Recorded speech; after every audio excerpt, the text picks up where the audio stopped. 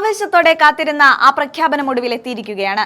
വരാനിരിക്കുന്ന നിയമസഭാ തെരഞ്ഞെടുപ്പിൽ ഭരണ തുടർച്ച ലക്ഷ്യമിടുന്ന LDFനെ നേരിടാൻ തികഞ്ഞ ആത്മവിശ്വാസത്തോടെയുള്ള 55 അംഗ പോരാളികളുടെ ആദ്യ പട്ടികയാണ് കോൺഗ്രസ് പുറത്തിറക്കിയത്. കേന്ദ്ര തെരഞ്ഞെടുപ്പ് കമ്മീഷൻ ഏപ്രിൽ 9-ന് വോട്ടെടുപ്പും മെയ് 4-ന് വോട്ടെണ്ണലും പ്രഖ്യാപിച്ചതിന് പിന്നാലെ ഒട്ടും സമയം കളയാതെ സ്ഥാനാർത്ഥികളെ പ്രഖ്യാപിച്ചത് UDF ക്യാമ്പുകളിൽ വലിയ ഉണർവാണ് നൽകിയിരിക്കുന്നത്. മാതൃകാ പെരുമാറ്റച്ചട്ടം നിലവിൽ വന്നതോടെ കേരളം ഇനി പൂർണ്ണമായും തെരഞ്ഞെടുപ്പ് ആവേശത്തിലേക്ക് മാറിക്കഴിഞ്ഞു എന്ന് തന്നെ പറയാൻ സാധിക്കും. ഈ പട്ടിക പരിശോധിക്കുമ്പോൾ അനുഭവ സമ്പത്തും യുവത്വവും കൃത്യമായി സമന്വയിപ്പിച്ച ഒരു ശൈലിയാണ് ഹൈക്കമാൻഡ് സ്വീകരിച്ചിരിക്കുന്നത് എന്ന് വ്യക്തമാകും.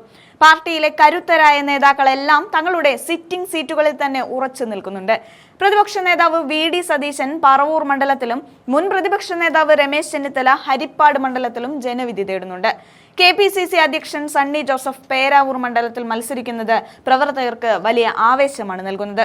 ഉമ്മൻചാണ്ടിയുടെ പിൻഗാമിയായി പുതുപ്പള്ളിയിൽ എത്തിയ ചാണ്ടി ഉമ്മൻ ഇത്തവണയും അവിടെ തന്നെ മത്സരിക്കുന്നു എന്നത് ശ്രദ്ധേയമാണ്. വട്ടിയൂർക്കാവിൽ K മുരളീധരന്റെ സ്ഥാനാർത്ഥിത്വം തലസ്ഥാന നഗരിയിലെ രാഷ്ട്രീയ സമവാക്യങ്ങളാകെ മാറ്റിമറിക്കാൻ പോകുന്നതാണ്. യുവാക്കൾക്കും വനിതകൾക്കും അർഹമായ പ്രാധാന്യം നൽകാൻ ഇത്തവണ കോൺഗ്രസ് പ്രത്യേക ശ്രദ്ധ പുലർത്തിയിട്ടുണ്ട്. രമ്യ ഹരിദാസ് ചിറയൻകീഴ്, ഉമാ തോമസ് തൃക്കാക്കര, ഷാനിമോൾ ഉസ്മാൻ അരൂർ, ബിന്ദു കൃഷ്ണ കൊല്ലം എന്നിങ്ങനെ ശക്തരായ വനിതാ നേതാക്കൾ പട്ടികയിലുണ്ട്. CPMന്റെ കോട്ടകളായ ധർമ്മടത്ത് അബ്ദുൾ റഷീദിനെയും തലശ്ശേരിയിൽ KP സാജുവിനെയും ഇറക്കുന്നതിലൂടെ ശക്തമായ പോരാട്ടത്തിനാണ് കോൺഗ്രസ് ലക്ഷ്യമിടുന്നത്. തൃത്താലയിൽ VT ബൽറാമിന്റെ തിരിച്ചുവരവ് മണ്ഡലം തിരിച്ചുപിടിക്കാനുള്ള പാർട്ടിയുടെ നിശ്ചയദാർഢ്യത്തെയാണ് കാണിക്കുന്നത്. പാലക്കാട് മണ്ഡലത്തിൽ രമേശ് പിഷാരടിയുടെ സ്ഥാനാർത്ഥിത്വം മണ്ഡലത്തിലെ പോരാട്ടത്തിന് പുതിയൊരു മുഖം നൽകുന്നുണ്ട്.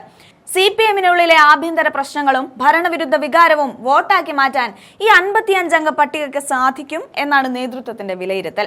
അനുഭവ സമ്പന്നരായ തിരുവഞ്ചൂർ രാധാകൃഷ്ണൻ കോട്ടയത്തും PC വിഷ്ണുനാഥ് കുണ്ടറ എന്നിവർക്കൊപ്പം doctor Mathew Kuzhalnadan Muvattupuzha, Roji M John Angamaly, Anwar Sadath Aluva തുടങ്ങിയ യുവ ശബ്ദങ്ങളും ചേരുമ്പോൾ കേരള നിയമസഭയിൽ UDFലെ വലിയൊരു തിരിച്ചുവരവിനുള്ള കളമൊരുങ്ങുകയാണ്. അഴിമതിക്കും ജനവിരുദ്ധ നയങ്ങൾക്കുമെതിരെ കോൺഗ്രസ് ഉയർത്തുന്ന പോരാട്ടത്തിന്റെ ആദ്യഘട്ടമാണിത്. ബാക്കിയുള്ള സീറ്റുകളിലെ സ്ഥാനാർത്ഥികളെ കൂടി പ്രഖ്യാപിക്കുന്നതോടെ കേരളം കണ്ടിട്ടുള്ളതിൽ വെച്ച് ഏറ്റവും മികച്ച പോരാട്ടമായിരിക്കും ഇത്തവണ നടക്കുക എന്നത് തീർച്ച. അണികൾക്ക് ആവേശം നൽകാനും വോട്ടർമാർക്ക് മുന്നിൽ വ്യക്തമായൊരു ബദൽ അവതരിപ്പിക്കാനും ഈ പട്ടികയിലൂടെ കോൺഗ്രസിന് സാധിക്കുമെന്നത് ഉറപ്പ്.